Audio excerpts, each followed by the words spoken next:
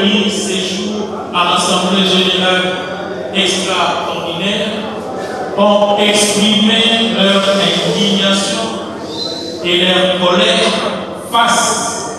à leur situation socio-professionnelle actuelle et face à l'injustice sociale et l'inégalité dans la répartition de la richesse nationale ainsi que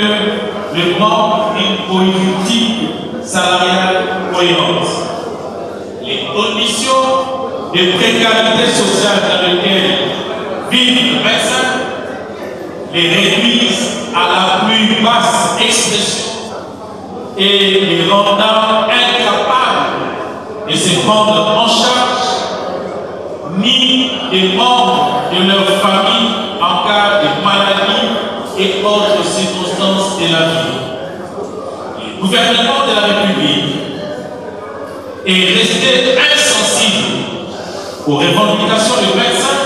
et refusant d'honorer ses propres engagements, adoptant ainsi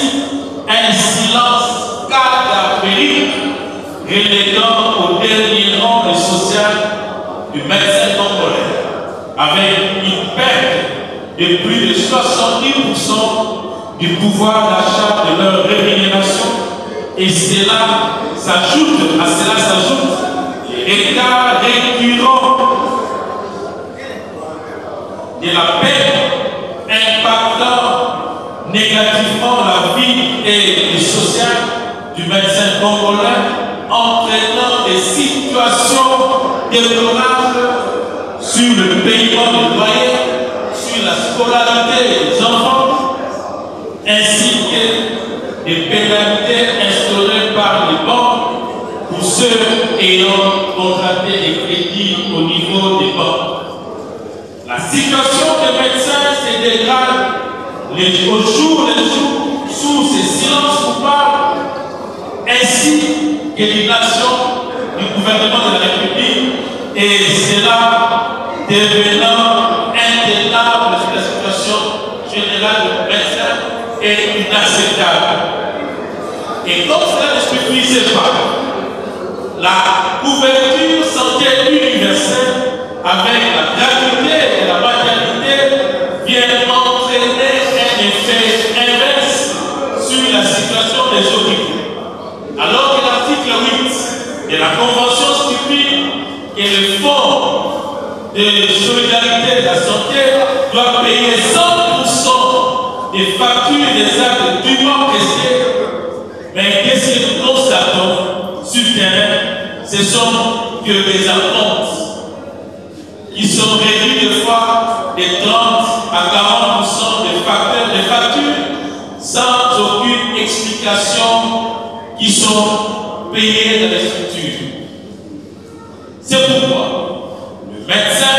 du Sinamé, ville province de Kinshasa, réunit ce jour le 19 avril 2024 à l'Assemblée générale extraordinaire, demande au Bureau national du Sinamède de déposer dans le meilleur délai dès l'installation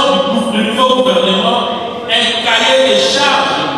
reprenant l'ensemble des revendications du médecin avec des priorités sur la majoration de la rémunération du médecin ainsi que l'alignement des nouveaux dans le cadre de la synergie syndicale sous l'égide du Sinamède pour des actions syndicales de grande envergure. Que vive le Sinamède ASP, que vive la République démocratique du Congo.